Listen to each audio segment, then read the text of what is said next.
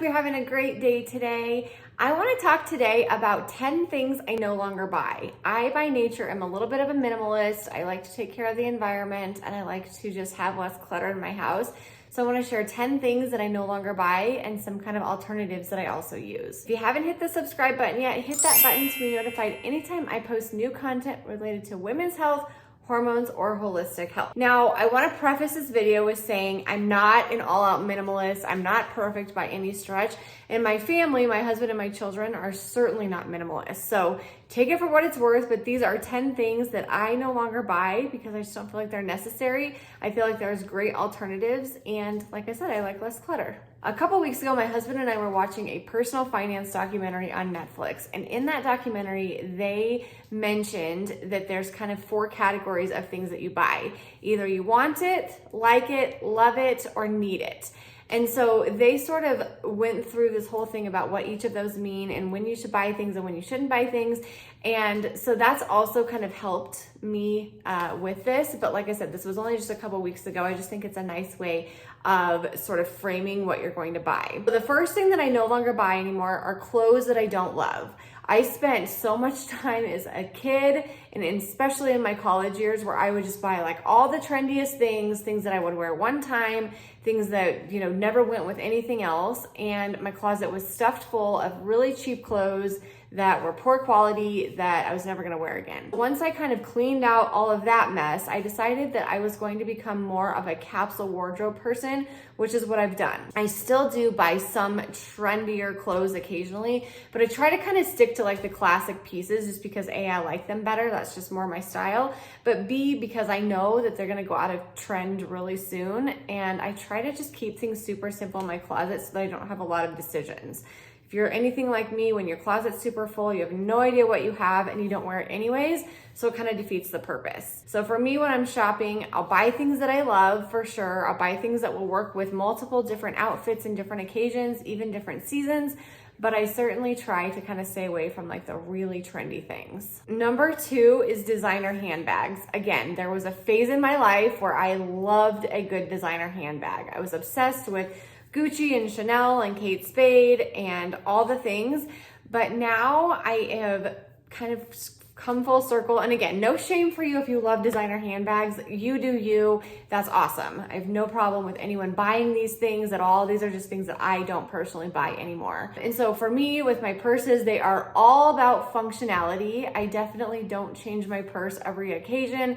I kind of stick with like the same one for a while till I get sick of it, or it gets way too dirty due to the kids, and then I kind of replace it. So my bags are all about functionality. I tend to like more of like the crossover body bags because of sporting events and the kids and just getting in and out of the car. I feel like my kids are always pulling on me, and so if I have a on the shoulder purse, it just always falls off. But designer bags are a no more for me. Number 3 is jewelry. I have never actually been a huge jewelry person. I kind of tried to become one once like Tiffany's became really popular in college and diamonds and things like that. But if I'm being honest with myself, which in my 30s I've become much more honest with myself, I'm not a huge jewelry person. I don't like a lot of necklaces. I wear my wedding ring and band.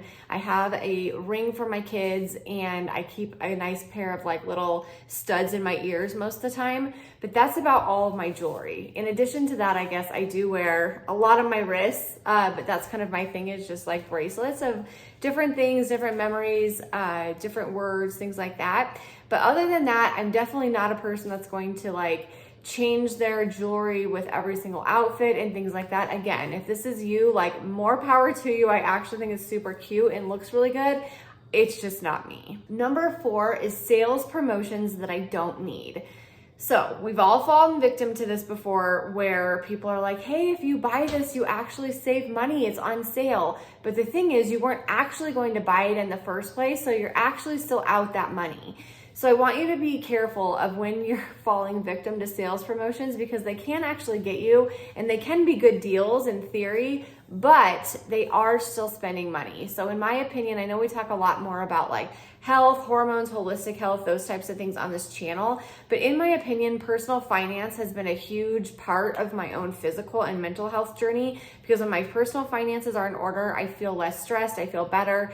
And so some of these things are part of my mental health, physical health, hormonal health journey as well. Number 5 are Keurig pods. My husband and I used to love to drink Keurig pods. We did it every day. We eventually got better about it and got like the reusable one, but now we've switched over to a Chemex, like the pour over, and I love the coffee out of there. I actually think that the coffee tastes absolutely amazing. We do it every single day. It's really not a ton of effort. Kind of just pour it over, make the kids breakfast, feed the dogs, pour over a little bit more, and it's actually really fast. So we do the pour over. We keep the reusable little mesh, little basket, little filter for the coffee, and that works really, really well for us each day. 7 is paper towels. I'm not a huge paper towel fan. I think that they're really terrible for the environment, and we've switched over to a bunch of different things. I like the geometry towels. They're really, really well absorbing. This is not an ad at all, but I love geometry towels. There's also reusable paper towels that you can get that are really absorbent. You just wash them in the washing machine. You can put them back together. I don't love those ones because you have to snap them back together, and I felt like that was really annoying after the washing machine. But I do love a good microfiber towel, and we do laundry all the time anyways. We have 2 dogs, 2 kids, my husband who runs and trains for Ironman, so laundry is definitely a thing anyways. So I feel like microfiber towels are just as good as paper towels and way better for the environment. The next thing is plastic food storage containers. So I've talked about this a little bit, but we try to reduce, I should say, our toxic load in my house.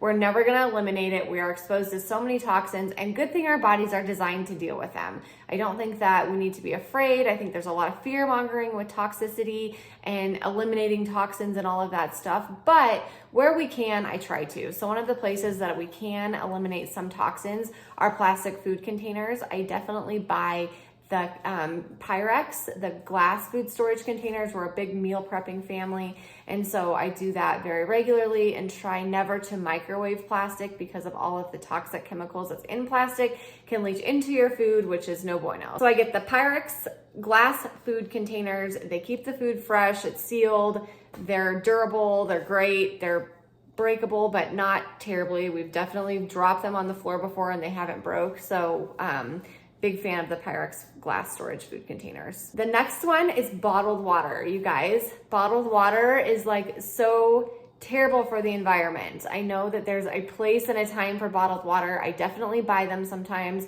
on the road or in a pinch or whatever, but I try to always keep my Stanley water cup. I know these are expensive, but they truly are absolutely amazing. They have a great warranty. Again, not an ad at all, but this thing holds like 50 ounces of water and it's amazing. It keeps my water cold. And so I'm a big fan of using stainless steel, glass water bottles, things like that, because I do think that plastic water bottles just sit in landfills. They are not great with the plastic. They leach that, again, those toxins and chemicals into our water. There's a lot of issues with plastic water bottles. So when you can, try to save water bottles and fill up your own water bottle. And my last one is a gym membership. You guys, I used to do all the different gym memberships. I did a core power yoga. I did the gym. I've done Orange Theory Fitness. I love those different things. But since the pandemic, I have been 100% working out from home every single day for 2.5 years now. And I actually really love it. So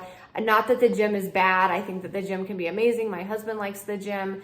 But I no longer, I should say, have a gym membership. My kids do actually, and my husband, but I am happy as a clam working out in my living room. I have weights and I buy, new ones periodically as I get stronger, but I'm happy to just save time, ease. I turn on my computer, do a workout really quick for about 30 minutes of strength training. I feel like I've gotten stronger, and I call it good. So guys, these are the 10 things that I no longer buy anymore. I would love to know in the comments things that you no longer buy. I can think of a million other ones that there's other people that no longer buy these things. So let me know if there's certain things in your life that you've kind of cut the plug with buying, either for financial reasons or environmental reasons or just personal preferences.